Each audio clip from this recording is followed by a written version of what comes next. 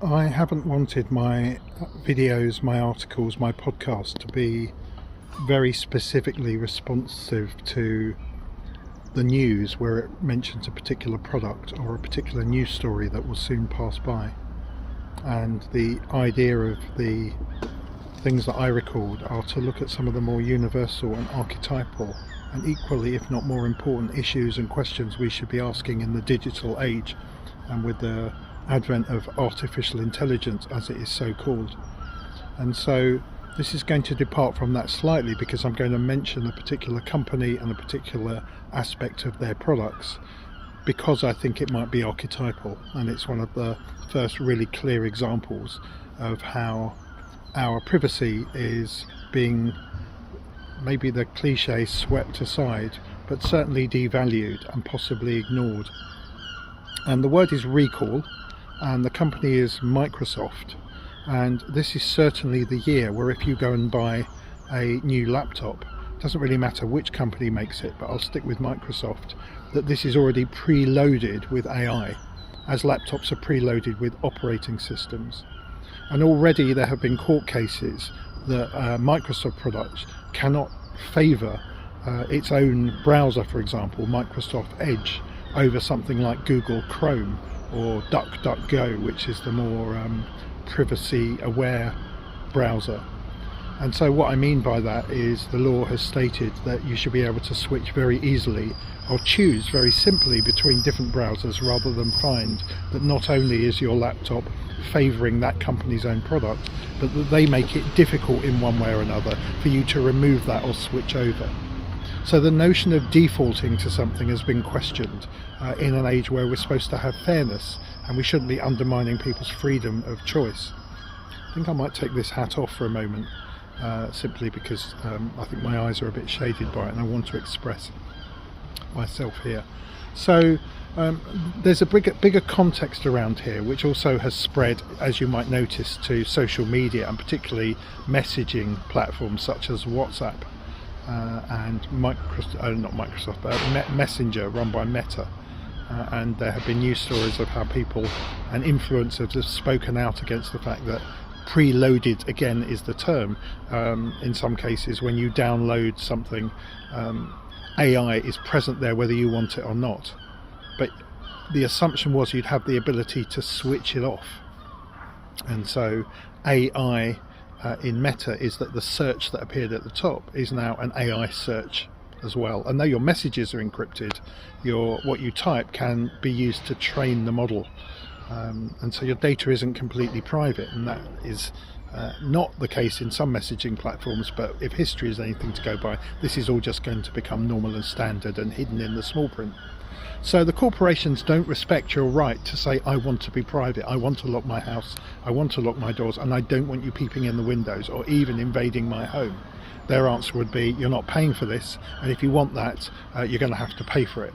And that may well come in soon, and I don't think I'm particularly against the idea of paying a premium price for privacy, though the reason I think at the moment I'm against it is these platforms are not free. They are targeting you with adverts all of the time and earning a lot of money for doing it. So putting that on your platform is actually a business deal. It's actually them paying and you paying and them benefiting and you not necessarily benefiting. And the rhetoric that you benefit because our adverts are targeted at you is simply too weak, because enough polls have shown that people would rather not have that stuff in their faces so overtly. They want the right to switch it off, and it may well be that when you exercise your right to switch something off, you might have to pay extra for that right. That's just the way it is. And there are lots of moral questions around that too. And one of the moral questions around it is micro messaging, is social media something now that's so much part of the public interest and public gaze and processes that essentially what has to happen is we have to see this a bit like a utility, like breathing air and the right to do that, clean air and drinking water and so on. And it may well be that we might pay as part of our taxes to have the right to use those things cleanly and without a tax on our privacy. So there's lots and lots of bigger issues, but I'm bringing it around to recall. Now, recall was brought in a while ago and there was such an outcry, it was removed. But like a lot of organisations like Microsoft, they just come back and come back again, and they've got the ability to do that in a way that we don't have the resources and the ability to stop it. And governments are largely liberal in these spaces, and there's a lot of other moral issues around conflicts of interest and even corruption there. But so you buy your laptop or you upgrade your operating system and you find something called recall is switched on, and what we're promised is you're going to have the ability to opt into it. But we've got enough examples of when initially you opted into something, then it turns into opt out, and then it turns into no option, and possibly pay to opt out might come in at some point. So for the meantime, you buy a laptop, and I'd say in the next couple of years you just are automatically opted in, because opting out just is always made clunky and difficult, and you only need to download something and it's switched back on and switched back on, and therefore the process is to wear you down, is to tire you out, is to erode your will. So what you do is you just normalize surrender to it, and of course I've said before the button usually for that is submit, which is the fake idea that you make decisions when you press the submit button, but submit of course means surrender. And so what happens with recall is it's constantly taking screenshots after screenshots, which of course will customize and personalize your own experience, but at the same time its own AI on your laptop possibly, and also in the wider models, large language models that it uses, your data is used to train its own models, of which it gets financial benefit all over the world to the tune of near trillions of dollars. And the outcry before was not only was that an attack on privacy, it wasn't allowing us to make that decision necessarily very easily to say we don't want that. We also had the examples of how that compromises security, and that compromises the firewalls that we've got against hacking.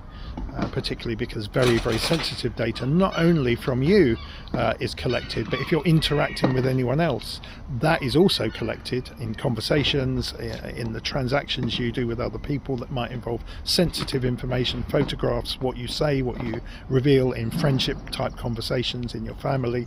And so if that is compromised too, the person just involved in that transaction isn't even on your laptop, and they have absolutely no rights whatsoever to determine that that's not collected. And so those arguments are out there right now, and I have a feeling that Microsoft's going to ignore it this time, as will many, many other companies. I find it interesting and ironic, again, this is called recall. I wonder who's recalling, who's deciding to recall, is that name an accident? And this notion we're being told is we'll be able to opt into it, so it's switched off at the start. I do not believe for a moment that that is going to stay for very long. And so the bigger question here again are questions around when you buy a product now, things are going to be preloaded, and I'm going to use the word it's forced on you. And in many, many other fields we would say the use of force has to be morally justified in very, very rare situations, and we shouldn't be forcing other human beings to do anything. And you'll find of course the corporations won't use the word force, they'll talk about acting in your interests, but a bit like WhatsApp now and a bit like Messenger, something we've all been used to, so it's become endemic to us, a very fundamental part of our lives. It's become substantial, and that's known. We've been, I'm going to use the word, groomed to need these things. And it becomes, of course, in the way it's designed, very hard to come off these things. Every time you try and turn any setting off on this media, this wearing you down is, are you sure? Are you absolutely sure? You do know that you won't be able to come back and put this back, don't you? And it's the language of bullying, and it's the language of cajoling, and again the aim is to wear you down, and we get a tipping point where people just generically surrender. So you will buy your laptops not long from now, and they will have AI built in, and recall will involve, I'll use the word snoop, will involve the platform that owns it, the companies that update these things, to snoop on every single key press and everything you do on your computer. Now, the sad thing is, that could be a really good thing. If we had a culture of complete trust, if organisations were completely trustworthy, if this stuff was properly tested and properly trialled so that we could 100% or close to 100% rely on it, and rely on the respect so that we could turn a conversation off very easily. Or the AI might even say this is a private conversation, and just, you would know it would turn stuff off.